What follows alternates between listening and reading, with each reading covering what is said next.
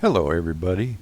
Last night I was experimenting with some slow motion with two of my small helis. First my belt-driven E-Sky and then my single-bladed E-Sheen 180. I used my iPhone 14 to do the video. I had a light about a foot away from it. Well, I was trying to get close to the camera while I was flying. I really couldn't see where it was in the dark, and this happened. Wait for it.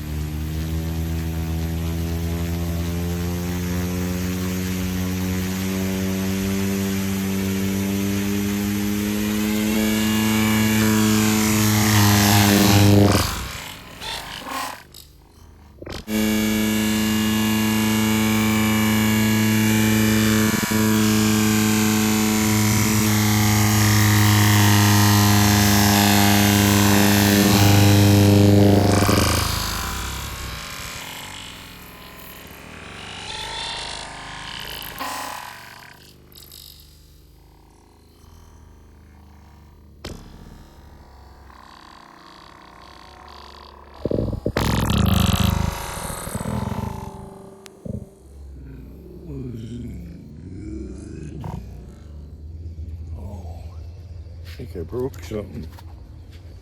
Ha!